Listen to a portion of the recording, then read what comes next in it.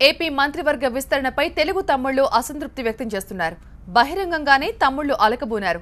పార్టీలు మార్చిన వాళ్లకు మంత్రివర్గంలో పెద్దపీట వేయడాన్ని టీడీపీ ప్రధాన కార్యదర్శి గోరంట్ల బుచ్చయ్య చౌదరి తప్పుపట్టారు.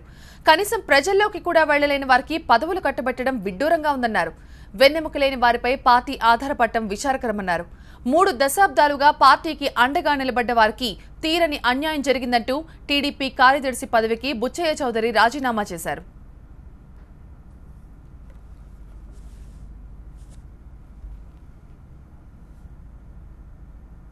ఇక 4 సార్లు శాసనసభ్యునిగా అనుభవం ఉన్న తనకు మంత్రివర్గ విస్తరణలో తీరని అన్యాయం జరిగిందని పెడన ఎమ్మెల్యే కాగిత వెంకట్రావు అన్నారు. కార్యకర్తల ఒత్తిడి మేరకు పార్టీకి రాజీనామా చేసే అంశాన్ని త్వరలోనే ప్రకటిస్తానన్నారు. ముఖ్యమంత్రి చంద్రబాబుతో సమావేశం తర్వాత భవిష్యత్ కార్యాచరణ తెలియజేస్తానని చెప్పారు వెంకట్రావు. ఇప్పటికే పెడన నియోజకవర్గంలో పలువురు పార్టీ నేతలు కాగిత వెంకట్రావుకు మద్దతుగా తమ పదవులకు రాజీనామాలు చేశారు.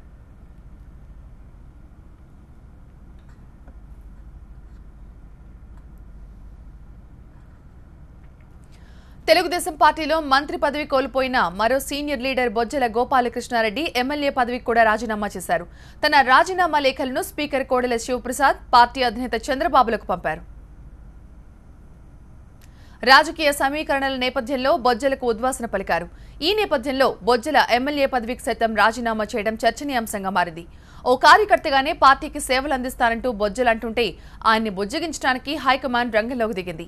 సీఎం రమేష్, మంత్రి గంటా శ్రీనివాసులు బొజ్జల నివాసానికి వచ్చి ఆయన కలిశారు. మంత్రి పదవిపై ఆశలు పెట్టుకున్న విజయవాడ సెంట్రల్ ఎమ్మెల్యే బోండా ఉమా తీవ్ర అసంతృప్తిని వ్యక్తం చేశారు. మంత్రి పదవి రాకపోవడంతో భవిష్యత్ కార్యాచరణపై చర్చించేందుకు అనుచరులతో సమావేశమయ్యారు. ఒక దశలో ఎమ్మెల్యే పదవికి రాజీనామా చేసేందుకు కూడా బోండా ఉమా సిద్ధమైనట్టు తెలిసింది. అయితే ఎమ్మెల్యే బోండా ఉమను ఎంపీలు కేశినేని, నారాయణ బుజ్జగించారు. సీఎం చంద్రబాబు పిలుపుతో ఆయన దగ్గరకు తీసుకెళ్లారు. చంద్రబాబుతో సమావేశమైన బోండా ఉమ మెత్తబడ్డారు. ఇటు చంద్రబాబు కూడా బోండా ఉమపై ఆగ్రహం వ్యక్తం చేశారు. కబ్జాలతో పాటు బోండా ఉమ వివాదాలను ప్రస్తావించారు. గన్మన్ పై దాడి ఘటన లాంటి క్రమశిక్షణ రాహిత్య చర్యలను తాను ఉపేక్షించనని చెప్పారు. టీడీపీలో కాపులకు చాలా పదవులిచ్చారని గుర్తు చేశారు. దీంతో బోండా ఉమ సైలెంట్ అయిపోయారు. పార్టీ నిర్ణయం ప్రకారం పనిచేస్తానని చెప్పారు. ఇటు పశ్చిమ గోదావరి జిల్లాలో విస్తరణ చిచ్చురేగింది. ఆచంట ఎమ్మెల్యే పితాని సత్యనారాయణకు మంత్రి పదవి ఇవ్వడంపై దెందులూరు ఎమ్మెల్యే చింతమనేని ప్రభాకర్ వర్గం అసంతృప్తి వ్యక్తం చేస్తోంది.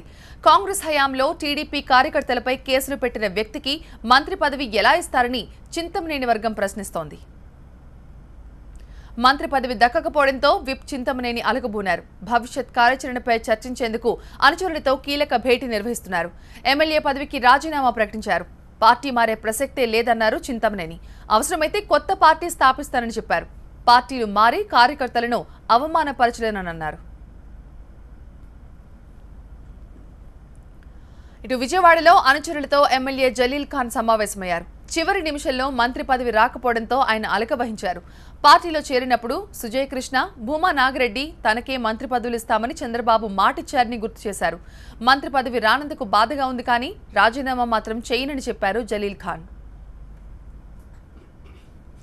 మరోవైపు గుంటూరు జిల్లా పొన్నూరు ఎమ్మెల్యే ధూళిపాళ నరేంద్ర మనస్తాపం చెందారు. పొన్నూరులోని తన నివాసంలో కార్యకర్తలతో సమావేశమయ్యారు. పార్టీ ప్రతిపక్షంలో ఉన్నప్పుడు ధూళిపాళ చేసిన సేవలను పార్టీ గుర్తించకపోవడం అన్యాయమని కార్యకర్తలు అన్నారు. అయితే పార్టీ అధిష్టానం నిర్ణయానికి తాను కట్టుబడి ఉంటారన్నారు ధూళిపాళ.